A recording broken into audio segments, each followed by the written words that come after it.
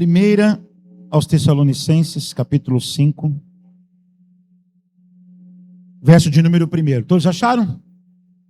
Podemos ler? Amém, igreja? Irmãos, no que se refere aos tempos e às épocas, não há necessidade de que eu lhes escreva, porque vocês sabem perfeitamente que o dia do Senhor vem como ladrão à noite.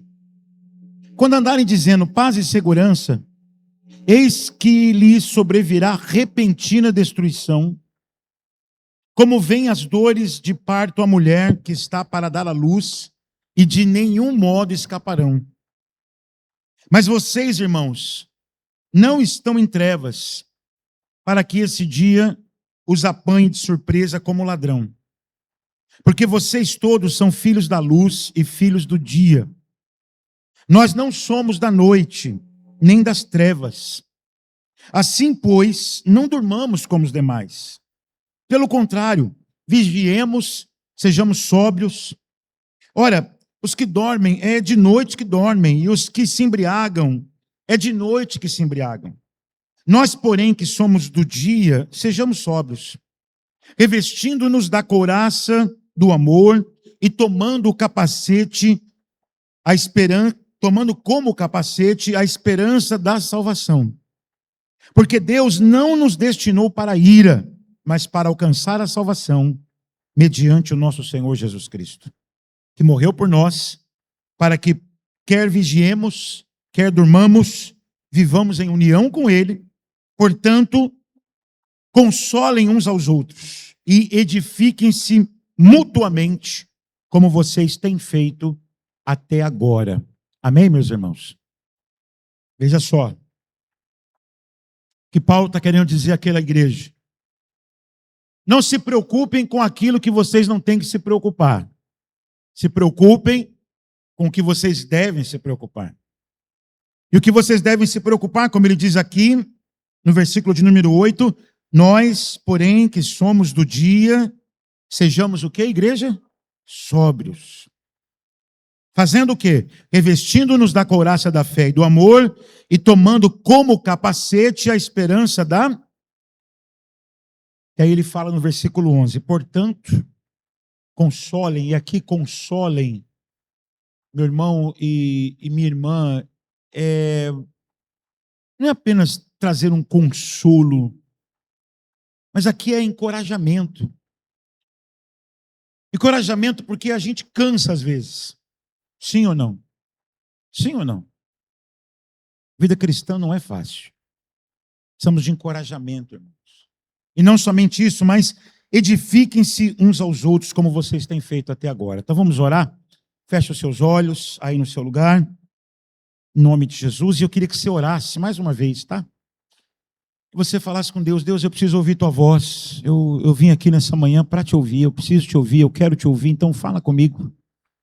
Ministra o meu coração, me edifica através dessa palavra. Vai orando aí no seu lugar, vai colocando o teu coração, pede para Deus que todas as resistências que possam existir, elas caiam por terra, que a palavra dele penetre o teu coração nessa manhã. Deus, ouve a oração do teu povo, ouve a oração da tua igreja agora, Pai, e fala conosco. Nós somos o teu povo, nós, como eu digo aqui todas as manhãs, somos tuas ovelhas. E as ovelhas amam ouvir a voz do seu pastor. Então nós queremos nos alegrar, nós já estamos felizes, porque nós já temos te ouvido através da música, através da abertura do culto, de tudo, mas agora através da tua palavra. Então, que o nosso coração, Senhor, agora seja como, ó Pai querido, palha, e a tua palavra como fogo, para que incendeie o nosso coração, Jesus, e consuma todo o mal, para que nós possamos glorificar o teu nome, e é o que nós oramos a ti em nome de Jesus. E o povo de Deus diz... Pode sentar, irmãos.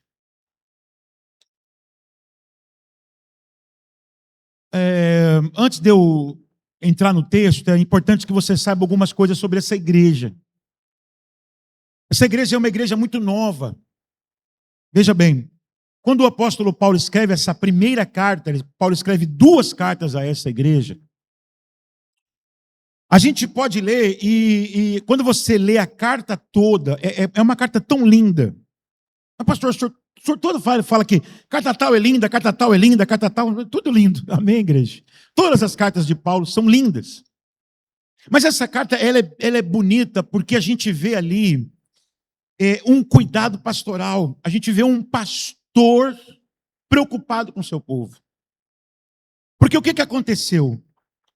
Só para te localizar, o apóstolo Paulo tinha pregado o evangelho em Filipos, amém?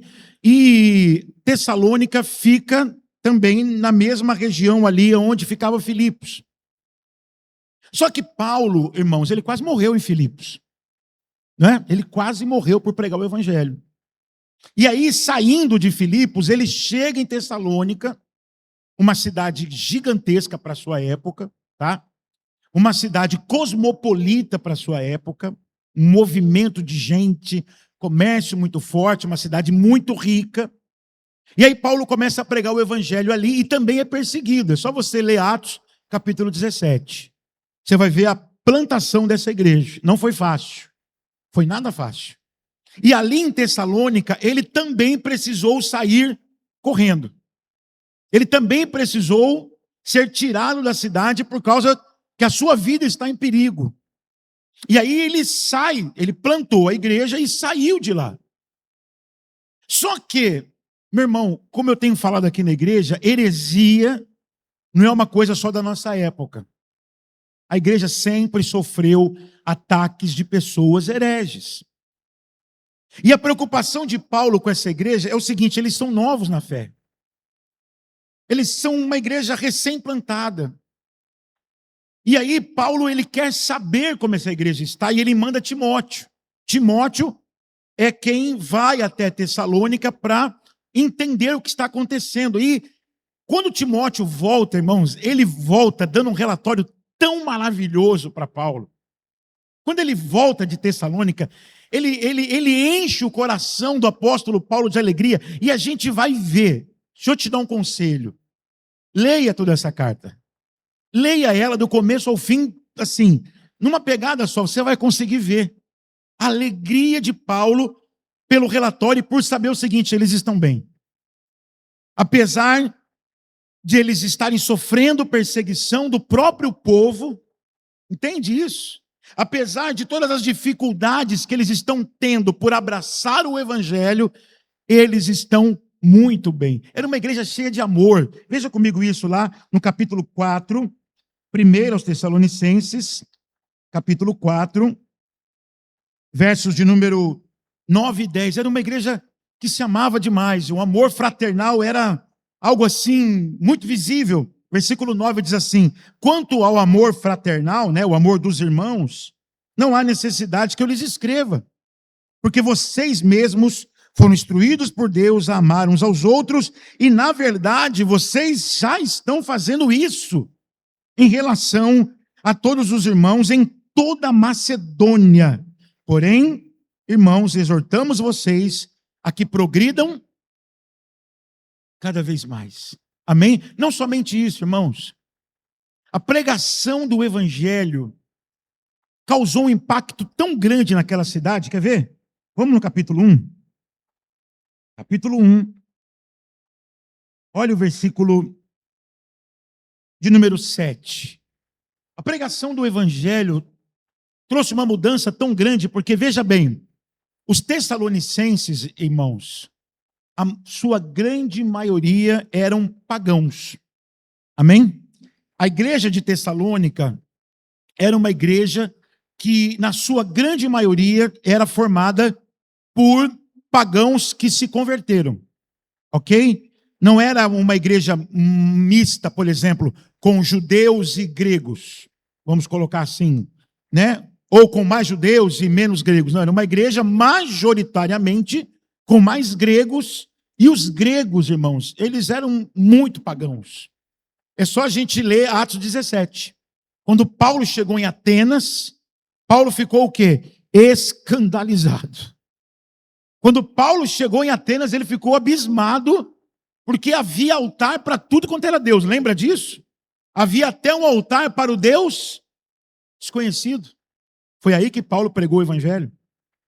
Então eles se converteram. E o fruto, olha só comigo, versículo 7. Capítulo 1, versículo 7. Assim vocês se tornaram, o que, meus irmãos? Modelo para todos os crentes na Macedônia, que hoje é a Grécia, amém? Hoje é a Grécia, a região da Grécia, mas naquele tempo chamava-se de Macedônia. E não somente na Macedônia, mas também aonde? Na Caia. Olha o versículo 9. Versículo 9 diz assim: porque no que se refere a nós, né, Paulo falando com eles, as pessoas desses lugares falam sobre como foi a nossa chegada no meio de vocês e como, deixando os ídolos, olha aí, pagãos, se converteram a Deus para servir o Deus vivo e verdadeiro. Versículo 10. E para guardar dos céus o seu Filho, que, né, a quem ele ressuscitou dentre os mortos, a saber, Jesus, que nos livra da ira vindoura. Então essa igreja, irmãos, ela foi fundada sobre o evangelho. A pregação de Paulo causou um impacto muito grande ali. Eles se convertem, eles se tornam modelo para as outras igrejas, e eles têm uma esperança no coração deles. E a palavra diz que essa esperança é: eles estão aguardando dos céus o seu Filho. Se você se lembrar daquele documento que você recebeu da nossa igreja, que ali consta a nossa missão, a nossa visão, os nossos valores, você vai ver até na nossa placa da nossa igreja que o mote, né, a gente chama isso de mote da nossa igreja, é amando, servindo e... Ei, Jesus, hein? Ah, nem sei, pastor. Meu irmão, precisa dar uma olhada naquele documento lá. Amando, servindo e aguardando. Quando você sair hoje, olha na placa lá, tá? Tá lá. Isso fala da nossa identidade. Isso fala sobre que tipo de igreja é essa. É uma igreja que está amando. Amando aos irmãos, amando o mundo. Porque nós temos que amar, não no sentido de amar para assimilarmos, mas amar para levarmos a mensagem de salvação. Nós estamos servindo, porque essa é a vocação da igreja. Amém, meus irmãos? Servir. E nós estamos aguardando, irmãos. Semelhantemente, essa igreja. Só que apesar disso tudo, eles tinham curiosidades.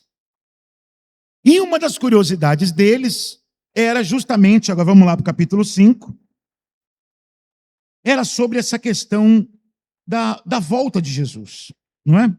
Quando o Senhor voltaria. E aqui fica claro para nós no texto, e dá para a gente entender isso. Se a gente voltar um pouquinho antes, no capítulo 4, versículos 13 até o último, versículo 18, eles tinham umas perguntas. Timóteo leva essas perguntas para Paulo, amém? E a primeira pergunta que eles tinham lá no capítulo 4 é o seguinte: Paulo, e quem morreu? Como é que vai ficar essas pessoas que morreram na volta de Jesus? Elas vão ter algum prejuízo? Como é que fica isso? Como é que vai ser? Porque eles não estão mais aqui, eles não vão ver a sua volta, eles estão mortos. E aí o apóstolo Paulo vai explicar, lá no capítulo 4, dizendo o seguinte, para a gente resumir aqui, olha só. Calma. Não há nenhuma maneira de que aqueles que já morreram não estarem e não participarem desse grande momento. Nós que estamos vivos, nós não vamos ter nenhuma vantagem. Entenderam isso? Paulo está respondendo isso. Não há nenhuma vantagem para quem está vivo para quem está morto na volta de Jesus. Pelo contrário, Paulo vai explicar o seguinte: quando o Senhor vier, quando chegar aquele dia, aquela hora, que ninguém sabe, quando o anjo tocar a trombeta, o apóstolo Paulo responde: os mortos ressuscitarão primeiro. Amém, igreja? Então não tenham medo. Quem morreu está esperando, está aguardando, e quando a trombeta tocar, os mortos vão ressuscitar. Isso é um milagre. Amém, meus irmãos? Como é que isso vai acontecer? Você imagina? Você imagina desde quando estão morrendo fiéis? Desde quando começaram a morrer aqueles que vão ressuscitar? Já viraram nem pó. Tem nem mais o pó. Mas a Bíblia diz que eles ressuscitarão primeiro, e aí Paulo diz assim: e nós que estamos vivos, nos encontraremos com o Senhor nos ares. Amém, igreja? Então fiquem calmos. Não tem nenhuma vantagem. Está todo mundo junto. E aí no capítulo 5 ele vai fazer de novo uma outra exposição. Vamos ler aí? E ele vai dizer, agora, respondendo uma outra curiosidade. E queridos, deixa eu te falar uma coisa. Curiosidade é uma coisa boa, dada a sua devida medida. Entendeu isso? Curiosidade, querer aprender, querer saber. Por exemplo, eu acredito, irmãos, que essa dúvida que eles têm é algo bom. Porque eles estão querendo aprender. Não é isso? Eles eram pagãos. Eles tinham um outro tipo de jeito de lidar com a morte. Os pagãos, irmãos, eles não tinham nenhuma esperança com relação à morte. Entende isso? Nenhuma. Morreu, acabou. Eles lamentavam demais a morte. E eu não quero aqui dizer que nós não temos que lamentar a morte de ninguém. Não estou dizendo isso. E nem quero passar essa impressão para os irmãos. De que numa perda sua você não vai lamentar. Óbvio que você vai lamentar.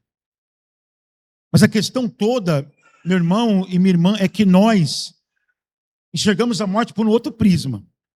Entende isso? Por um outro prisma. Então, por mais que a gente se entristeça, por mais que doa, a gente enxerga a morte nesse prisma de que aqueles que são do Senhor e aqueles que estão no Senhor, na verdade, eu sempre que faço cerimônia fúnebre, que é uma situação tão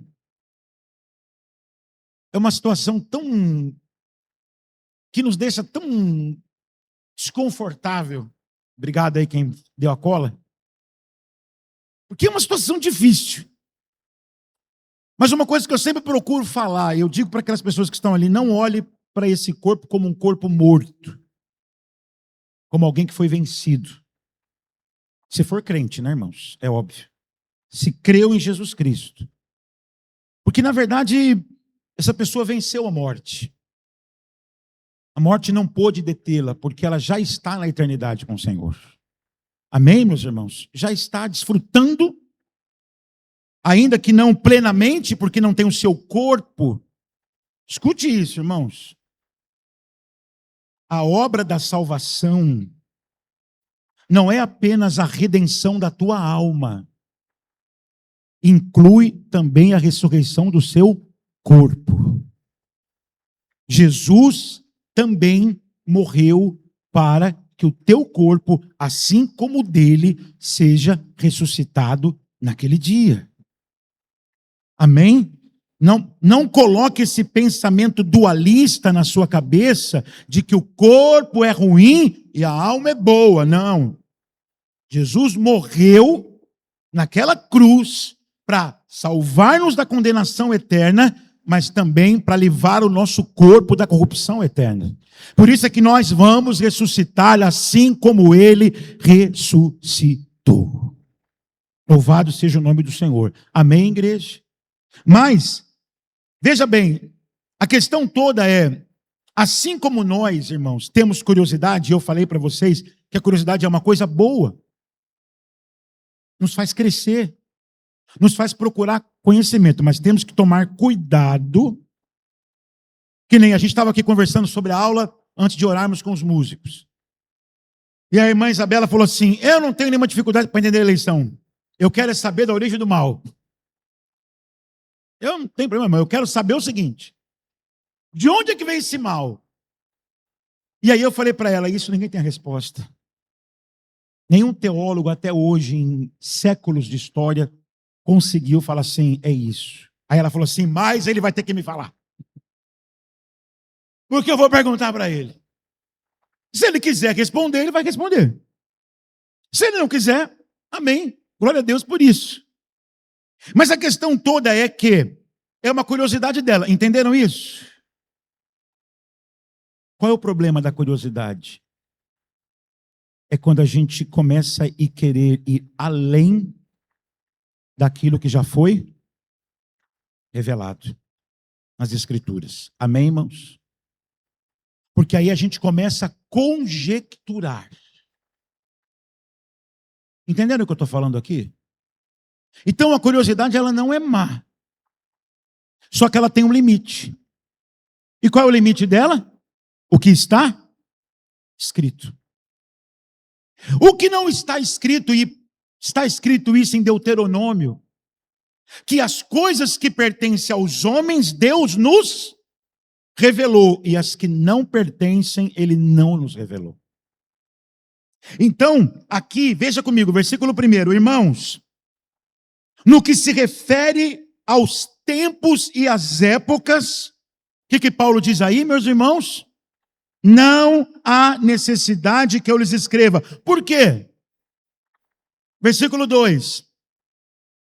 Porque vocês sabem perfeitamente que o dia do Senhor vem como o quê? Ou seja, olha para mim aqui. Muito provavelmente, o pouco tempo que Paulo esteve naquela igreja, ele ensinou sobre esse assunto. Entende isso? Amém, meus queridos? Muito provavelmente, o pouco tempo, ainda que tenha sido pouco tempo, ele não ficou 3 anos e meio como ele ficou em Éfeso. Ele não ficou todo esse tempo. Talvez alguns meses, não sei. Não me lembro agora. Mas a questão é que, nesse tempo, ele explicou sobre esse dia do Senhor. Só que o que Paulo explicou, talvez, não tenha sido suficiente. Estão entendendo isso? Ficaram dúvidas, questionamentos, elucubrações, conjecturas. E aí, quando Timóteo chega lá e fala assim, ó, eles têm dúvidas nisso, Paulo deixa esse assunto por último e fala para aquela igreja, olha só. Não fiquem preocupados. Porque, irmãos, vocês já perceberam que hoje a gente vive um fenômeno muito grande na nossa sociedade, que é a crises de ansiedade. Por causa do quê? Preocupação com o futuro. Não é isso? As pessoas estão ficando ansiosas, irmãos. As pessoas estão ficando paralisadas. As pessoas estão ficando com medo. Pânico, não é isso? Crise de medo. Pelo amanhã, pelo que vai acontecer. E como eu falei para você, é legítimo que a gente procure saber, mas nós temos que tomar muito cuidado, queridos. Para não transformarmos isso, como eu tenho falado aqui, estou falando agora nessa manhã, e que isso não venha trazer para nós, porque a gente vive nessa época, onde as pessoas estão fascinadas e preocupadas pelo futuro, causando essas crises. E aí, querem saber, querem conhecer, e aqui, quando está escrito, vamos voltar lá no versículo 1, quando diz que... Cadê aqui meu negócio, meu Deus? Ih, Jesus. Entrou um troço aqui. Vamos lá. Quando Paulo fala aqui, queridos, olha só.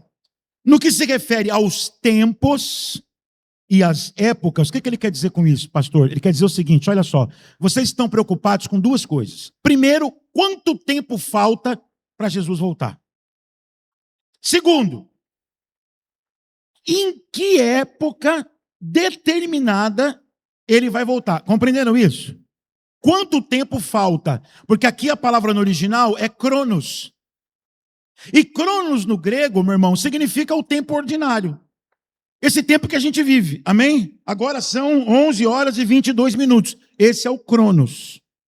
Daqui a pouco você vai sair daqui e você vai almoçar. Então, se eu te perguntar, que hora vai ser o teu almoço? Você vai dizer assim, bom, 1h da tarde. Esse é o Kairos, o tempo exato. Entendeu isso? O tempo do teu almoço, o horário do teu almoço vai ser 1h da tarde, o tempo oportuno. Compreenderam? Então, aqui eles querem isso. A preocupação deles é, quanto tempo falta ainda? Mal sabiam eles, amém, igreja? Que faltava muito tempo ainda, porque nós já estamos há 2000 anos dessa curiosidade e até agora ele não voltou. Mas isso não significa que ele não voltará. Passe ainda mais 2000, passe ainda mais 3000, passe ainda mais 10.000, ele voltará. Mas eles querem saber, não, a gente quer qual é o momento exato. O que a gente vai entender desse texto? Versículo de número 3. Quando andarem dizendo paz e segurança, eis que lhes sobrevirá, o que, igreja? Repentina destruição, como vem as dores de parto à mulher, que está para dar à luz, e de modo nenhum escaparão. Então, a primeira coisa que nós podemos entender, irmãos, da volta de Jesus, é que ela vai ser repentina. Escute, não é que o Senhor vai ser como um ladrão. A sua volta. Entende isso? O dia do Senhor, ele virá como o ladrão à noite. Agora eu te pergunto uma coisa, irmão. Você já foi roubado? Alguma vez? Por um acaso o ladrão te mandou algum aviso prévio? Querido fulano, estou com a sua vida na minha mira, tenho olhado a sua vida, tenho te acompanhado e quero te informar que dia tal, hora tal, vou te roubar. Então, fique preparado para isso. Ninguém passou por isso. O roubo foi uma surpresa. Porque ninguém anda preparado, embora no Rio não, né? A gente já não pode nem falar isso. Porque a gente já anda alerta. Se acontecer, não foi surpresa nenhuma. A surpresa para nós está sendo chegar em casa bem. Amém. Conseguir sobreviver. Né? Mas amém. Então, voltando aqui para a questão. A questão é, a primeira coisa que vocês precisam entender. Paulo não vai fornecer para aquela igreja um calendário. Paulo não vai fornecer datas. Paulo não vai apresentar sinais secretos. Não vai fazer isso. Em vez disso, o que ele vai dizer, irmãos, para aquela igreja? Mais importante do que saber quando, mais importante do que quando, é como vocês devem viver até lá. Entende isso? Porque, irmãos, a gente tem aí pessoas que são fascinadas pelo Apocalipse. Não que você não tenha que ser. Tem aqueles que são fascinados pelo Apocalipse e interpretam ele de uma forma completamente errada. E tem outros que têm pavor do Apocalipse. A leitura bíblica, aquele calendário que eu passei para vocês, acabou o Apocalipse ontem. Então, eu nem leio Apocalipse. Deus me livre de ler Apocalipse. Leia Apocalipse. Sabe por quê? Porque Apocalipse não tira a paz de ninguém, ele traz paz. Porque lá no final, Jesus vence. Você entende isso? Amém, meu irmão? Então a gente não tem que ter medo de Apocalipse. O que nós precisamos é entender como nós vamos viver até esse dia. E aqui, Paulo está dizendo para aqueles irmãos, do versículo 1 até o versículo 3, irmãos, dizendo o seguinte: vocês já sabem o suficiente. A palavra de Deus já havia revelado tudo o que era necessário. Queridos, nós vamos ver nos evangelhos discursos do próprio Senhor Jesus dizendo: O dia, este dia, ninguém sabe o dia nem a hora. Então, já era uma doutrina da igreja daquela época. Nós não sabemos o dia e nem a hora. O que nós sabemos é que ele vai vir. Então, o problema deles, irmãos, não é a falta de informação. Escute isso, irmãos. O problema da sua fé não é falta de informação. O problema da sua fé é que você não se contenta com o que está revelado. E é aí que você tem que tomar cuidado com a sua curiosidade. Porque a sua curiosidade vai poder levar você, às vezes, por um caminho de conjecturas, vai te levar por um caminho de indagações, que farão para a sua cabeça todo sentido, que trarão sentimentos bons para o teu coração, mas que não tem nenhum compromisso com o que está revelado. Entende isso? Ponto pacífico aqui. Então, cuidado com a tentação, irmãos, de querer saber mais do que Deus decidiu revelar. A Bíblia tem que ser suficiente para nós. Amém, igreja? Há uma doutrina da Igreja Ortodoxa Cristã que fala sobre a suficiência das Escrituras. Nós não precisamos de nenhuma revelação mais. O cânon está fechado. O cânon foi fechado quando o último livro do Novo Testamento foi escrito. Qual é o último livro do Novo Testamento? Apocalipse. Nós não precisamos mais, porque tudo que nós temos de Gênesis e Apocalipse é suficiente para nos explicar sobre os propósitos e a vontade de Deus para conosco. Cuidado. Cuidado, meu irmão, porque... Abra comigo lá em Mateus 24, por favor. Mateus 24, versículo de número 36. E como eu falei aqui para você, são palavras do próprio Senhor Jesus. Mateus 24, verso 36. Está escrito o que aí, meus amados?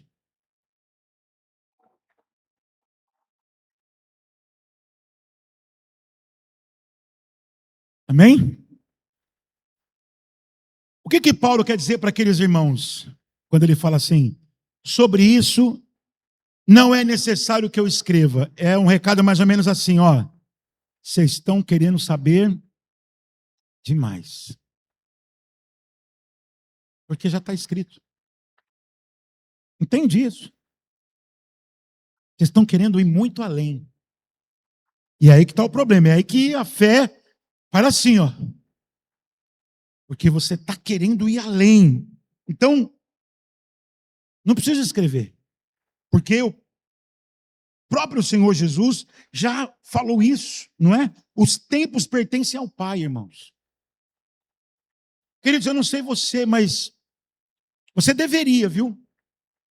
Você que fica muito preocupado com promessa, que está preocupado que o tempo está passando e a promessa não está se cumprindo, e você quer que Deus cumpra promessas na sua vida, uma delas tinha que ser essa. Você que fica muito preocupado, cantando, ouvindo coisas só sobre promessa, promessa, promessa, promessa, promessa, promessa, promessa, promessa. Você deveria olhar para isso daqui, ó. Porque eu volto a dizer para você, a nossa responsabilidade não é descobrir datas. A nossa responsabilidade é viver preparados. Amém, igreja? Amém, meus irmãos? Olha o versículo de número 3 de 1 Tessalonicenses de novo, capítulo 5.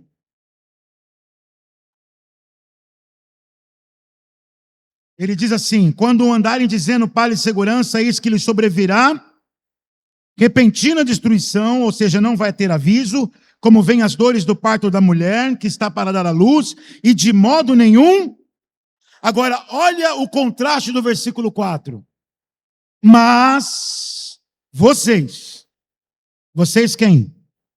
Os irmãos de Tessalônica. Não estão para que esse dia os apanhe de surpresa como ladrão. Amém, meus irmãos? Vocês estão entendendo essa palavra nessa manhã, igreja? Porque aqui começa um contraste. Vai ser repentino? Vai. Mas para quem que vai ser repentino? Para quem não está esperando. Veja bem uma coisa. Você fez uma compra do Mercado Livre. Que nem ontem. A gente fez uma compra aqui para a igreja semana passada. A data estava lá. Vai ser entregue entre 20 e 21 de junho. Eu, nada ansioso como sou, querendo que chegasse logo, eu confesso que eu fiquei, desde o dia que eu comprei, olhando, mas lá estava marcado assim, chegará entre 20 e 21 de junho. Mas eu tive aquela esperança. Falei, vai que o Mercado Livre vai ser bonzinho e entregue antes. E eu confesso isso a vocês, irmãos, eu fiquei lá todo dia, de bobo, porque estava claro, chegará entre 20, e aí eu fiquei assim, mas 21 é culto. Se a gente estiver na igreja, como é que vai ser? Você entende isso? E eu fui, irmão, todo dia eu olhava aquilo, todo dia, sem brincadeira. Aí ontem, falei, ei, vai chegar, parecia criança, irmão. Verdade, parecia criança. Vai chegar, hoje vai chegar. Aí logo cedo eu olhei, chegará entre tal hora e tal hora. E aí depois que eu cheguei da igreja aqui, que eu vim para cá, aí eu fiquei lá olhando, deixei meio aberto o negócio. Sem brincadeira, irmãos. Deixei o telefone aberto, a sua encomenda já saiu para ser entregue. Aí, a sua encomenda, chegará entre... Aí mudou, de 3h30 para as 4h05. Eu falei, puxa vida, meu Deus. Estou ansioso para receber a encomenda. Queria receber aquela encomenda. E aí, quando eu vi que estava pertinho de casa, o telefone tocou, eu falei, é ele. Aí ele pediu o telefone. Encomenda do Mercado Livre. Estou descendo. Irmãos, parecia uma criança com maior alegria para receber aquilo. Mas eu não precisava ter ficado, porque estava escrito lá, chegará entre 20 e 21 de junho. Aí eu te pergunto, quando o telefone tocou e o cara falou Mercado Livre, me surpreendeu?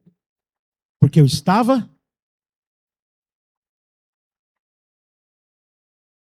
Crente não tem que ter medo de volta de Jesus, irmão. Porque a volta de Jesus para o crente não é uma surpresa. É a vida dele. Porque todo dia ele está esperando por essa volta. A pergunta é, o que você anda esperando, meu irmão? Porque os crentes hoje estão tão preocupados com essa vida, estão tão envolvidos, tão absortos com os problemas dessa vida, que provavelmente alguns aí serão pegos de surpresa, viu, irmão? Cuidado. Eu quero dizer para você, tome cuidado. Porque o texto é claro e o texto mostra para nós que alguns serão pegos de surpresa. Porque não estão esperando. Entende isso? Porque a vida deles é aqui na terra. Olha o versículo 3. Eles dirão o quê? Paz e segurança. Não é isso? É o que está escrito.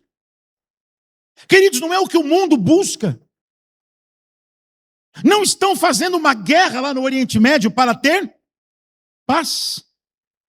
Estão querendo paz. E para ter paz vão fazer guerra. Estão querendo segurança. É isso que o mundo está buscando. O mundo não está nem aí para a volta de Jesus, irmãos. Eles nem creem nisso, meu amado e minha amada. Eles riem de nós. O apóstolo Pedro disse isso. Eles zombam. Mas, meu irmão, quando aquele dia chegar, o texto diz que nenhum deles vai escapar. Só que se para eles vai ser surpresa, para aqueles que são salvos, não. Não. Porque nós vamos estar esperando. A gente não vai ser pego de surpresa, por quê? Porque nós queremos que Deus cumpra a sua promessa na vida do nosso filho, queremos, oramos por isso. Nós queremos que Deus cumpra a sua promessa sobre a nossa vida financeira, amém, oramos, buscamos isso. Mas acima de tudo, acima de qualquer promessa, a igreja de Jesus Cristo espera a sua volta. Deve esperar. O que a gente canta, meu irmão? Ansioso espero a sua volta, o grande dia. A gente canta, mas não espera, irmãos. Não é uma incoerência nossa? Sim ou não? Como a nossa fé às vezes é incoerente, igreja? Porque nós estamos esperando outras coisas. Nosso coração está cheio por outras coisas, irmãos. Só que tome cuidado, porque o texto diz aqui, versículo 4, mas vocês, irmãos, não estão em trevas, hein? Para que esse dia os apanhe de surpresa. Versículo 5, porque vocês todos são filhos da luz e filhos do dia. Nós não somos da noite nem das... E aí, deixa eu te falar uma coisa. Enquanto ele não volta, como é que Paulo vai nos ensinar? E estava ensinando aquela igreja, e eu quero que nós vamos ver isso agora. Como é que ele estava ensinando aquela igreja? Ele diz assim, que aqueles irmãos, versículo 6, ele diz assim, assim, pois, não durmamos como os demais, pelo contrário, vigiemos e sejamos sóbrios. Ora, os que dormem é de noite que dormem, e os que se embriagam é de noite que se embriagam. Nós, porém, que somos do dia, sejamos revestindo-nos do que, igreja? Da couraça da fé e do amor, tomando como capacete... Escute, olhe para mim. Por que Paulo está pegando esse exemplo aqui de couraça, de capacete? Quando você lembra disso, couraça e capacete te remete a quê? Armadura. Não é isso? Quando nós lemos Efésios capítulo 6, Paulo vai dizer isso. Revesti-vos, pois, de toda a armadura de Deus, não é? Para que possais resistir no dia mau, tomando o capacete da salvação, o escudo da fé, a couraça da justiça. O que Paulo está querendo comunicar aqui com esses termos? Vocês estão em guerra. Escute uma coisa, irmãos. Vocês vêm aqui domingo, vocês ouvem o evangelho aqui, só que vocês tenham a certeza de uma coisa, que a hora que vocês saem por essa porta, vocês estão no meio de uma batalha. E que batalha é essa? O inimigo. O apóstolo Pedro diz o seguinte, sede sóbrios e vigiai, porque o diabo, vosso adversário, anda ao derredor de vocês, bramando como um leão, buscando a quem possa tragar. O que o inimigo está disputando? O teu coração e a tua mente. O que nessa guerra o inimigo está querendo disputar? O teu coração e a tua mente. Então não é à toa que Paulo está dizendo, peguem a couraça da fé e do amor. Quem já viu aqui uma armadura? Já tiveram curiosidade de ver uma armadura? A couraça era aquela peça da armadura que o soldado colocava aqui no peito. Amém? Era feita de diversos materiais, irmãos, tá? Inclusive até de ouro. Toda de ouro. Os imperadores romanos, as suas couraças eram todas de ouro, tanto à frente quanto atrás. Mas para que servia uma couraça? Para proteger? Protegia o peito, protegia as costas, protegia os ombros. Mas principalmente, porque naquele tempo a guerra era feita não com rifles, com espingardas, com... como é que chama o negócio aí? Rifle, espingarda, já há muito tempo que não faz, né? Amém? Nós já estamos no... Como é que? Fuzil! Ah, lembrei. Eram com flechas, não é isso? Com dardos, que o inimigo lançava.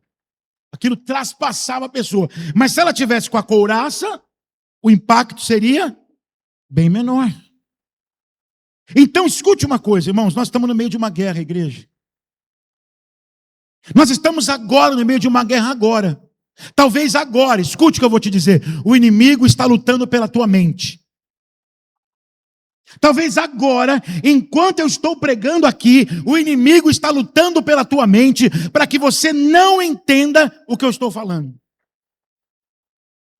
Talvez agora, o inimigo esteja lutando para roubar a tua mente,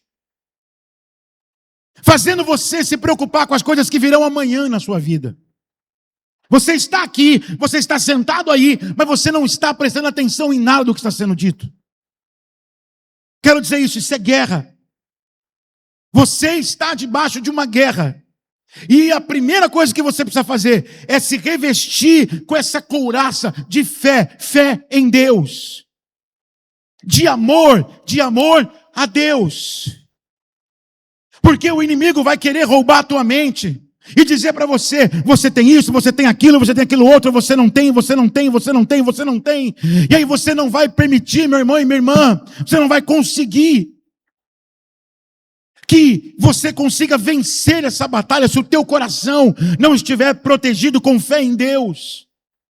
Para que a hora que o inimigo quiser roubar o teu coração, roubar os teus sentimentos, você vai resistir com fé no Senhor. E você vai dizer ao diabo, como Jó disse: Deus deu, Deus tomou, bendito seja o nome do Senhor. Amém, meus irmãos? É isso que é vestir a couraça da fé e do amor. A couraça da fé em Deus. Amém, igreja? Porque o que nós precisamos, irmãos, até lá, é permanecermos firmes aonde? Na fé. Entende isso? Amando a Deus, meu irmão. Amando a Deus.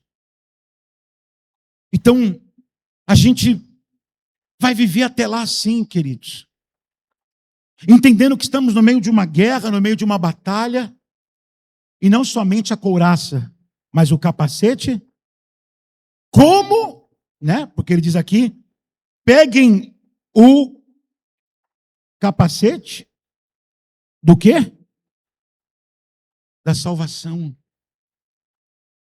O capacete protege o quê, igreja? A cabeça. Não é isso? Como eu falei para você, eu volto a te dizer, o inimigo está disputando tua mente. Mas quando você coloca o capacete da salvação, a convicção, porque, meu irmão, sentimento não é convicção, sentimento muda. Muda ou não muda? Muda. Você já mudou. Desde a hora que você acordou até agora, você já mudou seus sentimentos. Mudou ou não mudou? Suas convicções. Você carrega lá onde? Aqui ou aqui? Aqui, ó. Convicção você carrega na mente. Não no coração. Coração é sentimento. Convicção é na mente. E o que o inimigo quer é roubar a tua mente. E aí, quando você está convicto da sua salvação, por isso que é o capacete da salvação que ele está colocando, e quando o inimigo tentar roubar a tua mente, meu irmão, você vai resistir isso. O dardo que ele mandar não vai abalar a sua convicção. Porque não são os seus sentimentos que comandam a tua vida, mas é a tua convicção. A fé é o firme fundamento das coisas que se esperam. Então o inimigo vai querer te abalar, vai querer te desestruturar. Mas com o capacete da salvação, convicta da sua salvação, você vai permanecer firme em fé e em amor ao Senhor. É assim que nós esperamos, igreja. Eu quero ir terminando. Veja só comigo aqui, versículo de número 9.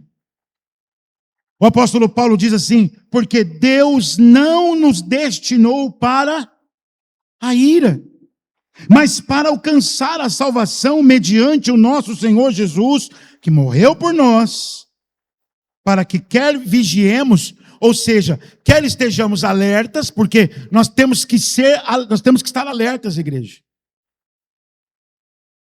Quem é que está alerta? É aquele que está esperando. As irmãs não vão saber o que é isso, mas os irmãos talvez, alguns também não, mas quem serviu o exército? Quando você vai lá para a guarita, e aí você está ali vigiando, não é isso? Você está em estado de vigilância, você não pode dormir. Porque se você for pego dormindo, você vai ser no mínimo preso. No mínimo. Minimamente você vai ficar preso lá. Fora outras coisas que vai te acontecer. Mas você vai ficar preso lá. E ficar preso lá não é uma coisa muito bacana. Então, não durma. Não durma. E é isso. Não durma. O tempo está passando. Pastor, o tempo está passando, as coisas estão acontecendo. Não durma. Fique vigilante. Olhos abertos. Porque ele pode chegar a qualquer momento. Entende isso? Amém, igreja? Eu lembro quando a gente pegava a guarda lá, tinha algumas guaritas que ficavam em alguns lugares bem escondidos. E aí, o subtenente morava dentro do quartel. Dentro.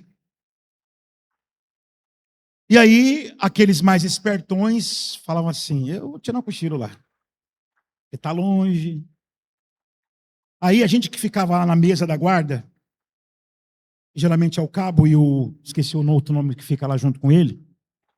E como eu sempre ficava na mesa da guarda, eu quase não ficava nos postos. De repente, a gente olhava de madrugada quem passava. O subtenente. O que ele foi fazer? Aí ele voltava com o fulano de lá. Está preso hoje. Vai ficar aqui. Porque estava dormindo. Cara, não é hora de dormir. Agora é hora de vigilância. Porque esse dia não pode pegar você que é crente de surpresa. Vai ter surpresa. Amém, meu irmão? Vai ter. Mas para nós não. Porque nós estamos esperando. Então o que nós temos que orar nessa manhã, Senhor? Eu já fui muito mais preocupado com isso. Hoje é tanta preocupação na minha cabeça que eu confesso a Ti, Senhor, que eu nem estou muito preocupado. Estou preocupado realmente com amanhã, viu? Amanhã o bicho vai pegar.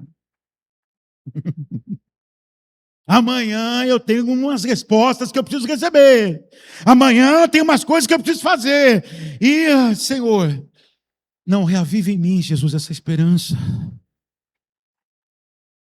Queridos, eu já ouvi pessoas falar que têm saudades de alguns anos atrás, porque parece que os crentes viviam muito mais nessa expectativa. Vocês concordam comigo?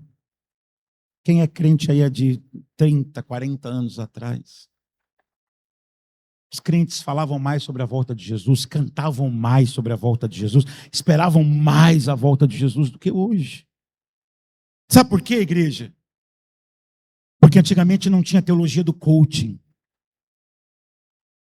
Porque antigamente não tinha teologia da prosperidade, prometendo riquezas e prosperidade para essa terra. Antigamente os pastores chegavam na igreja, abriam a Bíblia e pregavam o Evangelho.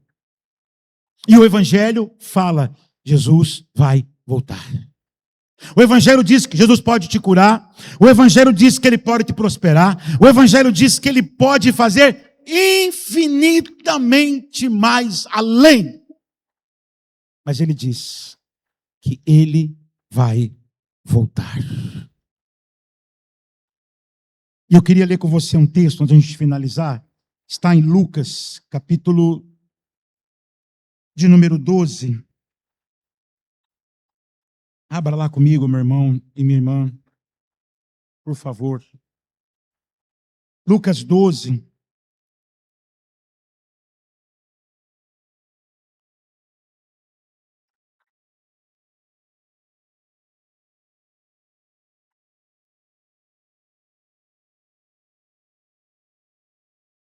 Já acharam? Escute, irmãos. O que diz a palavra do Senhor? Estejam preparados. 35. Estejam preparados com o corpo cingido. O que significa isso, o corpo cingido? Deixa eu te explicar o que é isso. Como é que eram as vestes que as pessoas usavam antigamente? Curtas ou compridas? Compridas. Agora, você concorda comigo que para correr, uma veste comprida? Então, o que significa cingir? Significa isso aqui, ó.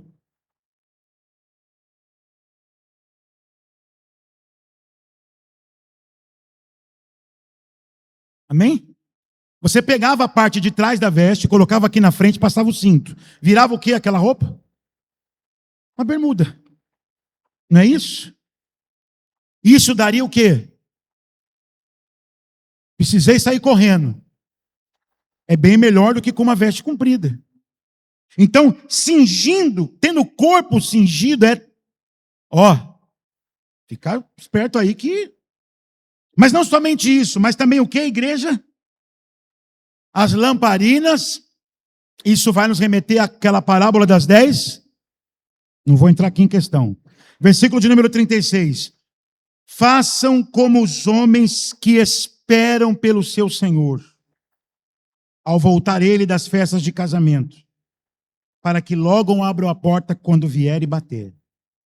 Bem-aventurados aqueles servos a quem o Senhor, quando vier, encontrar o que, igreja?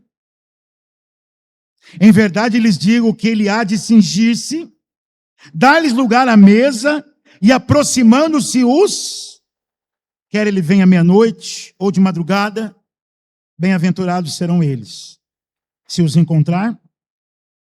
Porém, considerem isto: se o pai de família soubesse a que hora viria o ladrão, não deixaria que a sua casa fosse arrombada.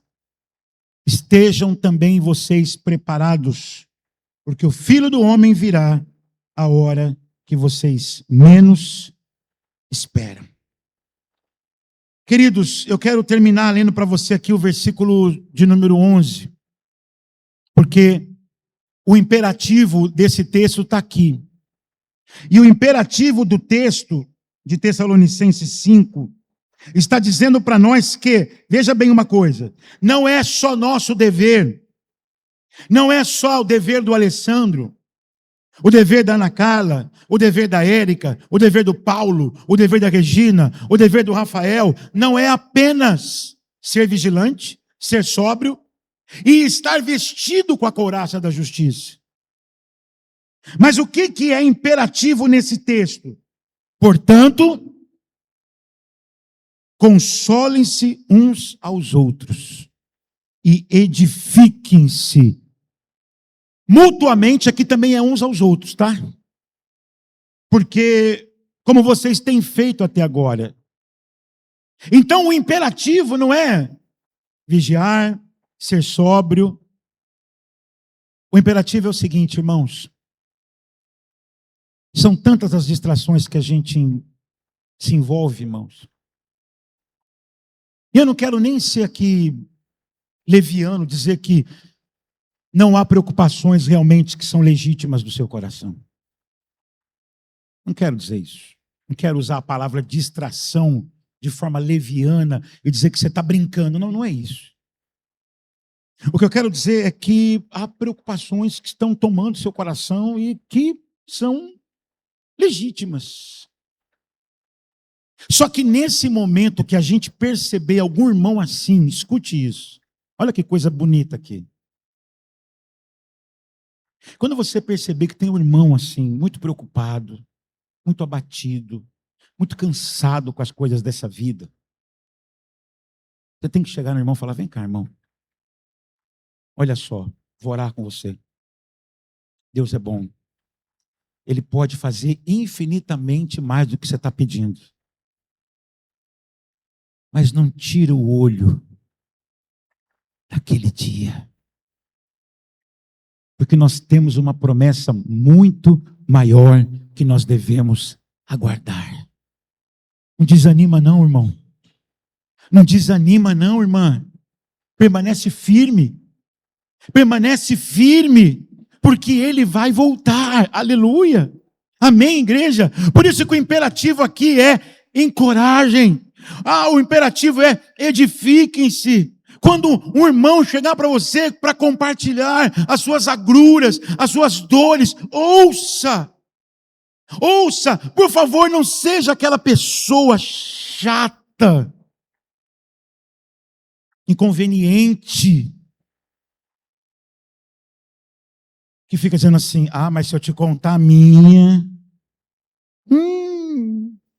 isso não é nada, irmão.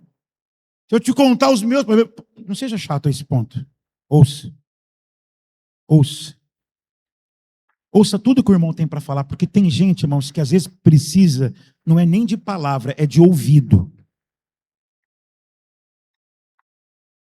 Não é de palavra nenhuma. É apenas ouvido. Para ouvir. Ouça. Chore com quem está chorando. Lamente com quem está lamentando. Pegue na mão dele e ore com ele. Senhor, tu podes. Deus, olha para a aflição do coração do meu irmão.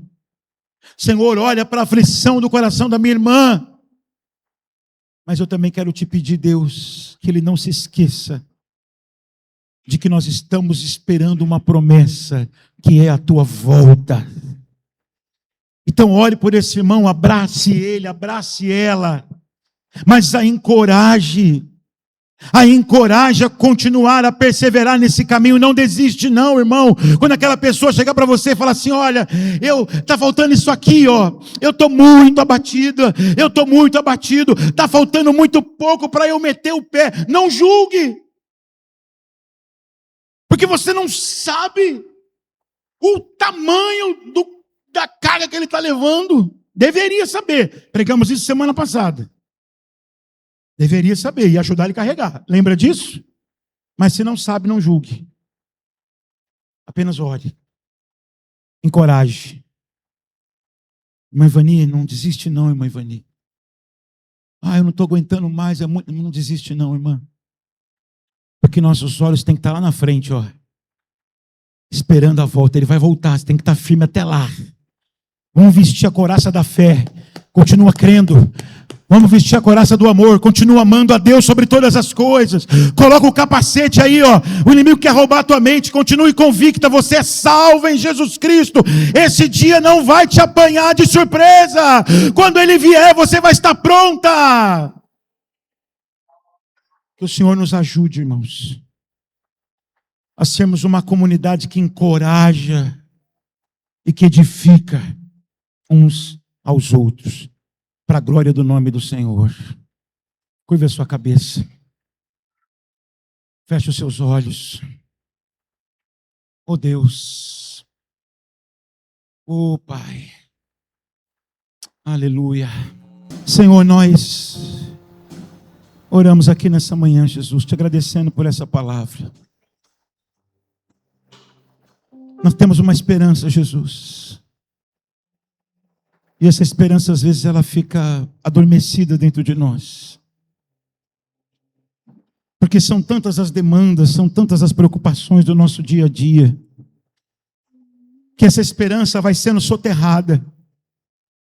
Talvez aqui, ouvindo essa palavra nessa manhã, Deus, essa pessoa até se lembrou disso. Porque fazia tanto tempo que ela não pensava nisso. Por causa das demandas da vida dela. E eu te louvo por isso, Jesus. Senhor, nós queremos te agradecer nessa manhã pela tua palavra.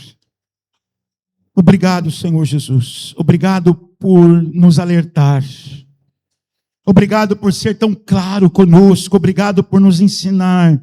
A maneira que nós vamos esperar a tua volta é sendo sóbrios, sendo vigilantes, não dormindo como os demais, tendo a couraça da fé e do amor, o capacete da salvação, mas mais do que isso, Jesus, encorajando uns aos outros. Mais do que isso, Senhor, edificando uns aos outros com essa verdade, que nós esquecemos às vezes. Então nós oramos a Ti e pedimos ao Senhor, Deus, em nome de Jesus, Nós confessamos, Pai, que nós estamos um tanto esquecidos disso. Nós confessamos, Senhor, que nós estamos um tanto deixando isso de lá para o lado. Mas nós queremos que essa chama seja acesa no nosso coração hoje. Que essa esperança seja restaurada em nosso coração, Senhor. E que, Pai, acima de todas as promessas, que nós venhamos esperar o Senhor cumprir, é a Tua volta. Que nós não sabemos quando, que nós não sabemos como será, mas nós sabemos, Senhor, que vai acontecer. Então nós oramos a Ti, Jesus, e pedimos, restaura-nos a fé, restaura-nos o amor, que nós possamos aguardar por esse dia assim, em fé e em amor, até que o Senhor volte. E se o Senhor não voltar na nossa geração, que nós morramos, Senhor, crendo e dando testemunho de que nós morremos crendo que o Senhor voltará, para a glória do Teu nome.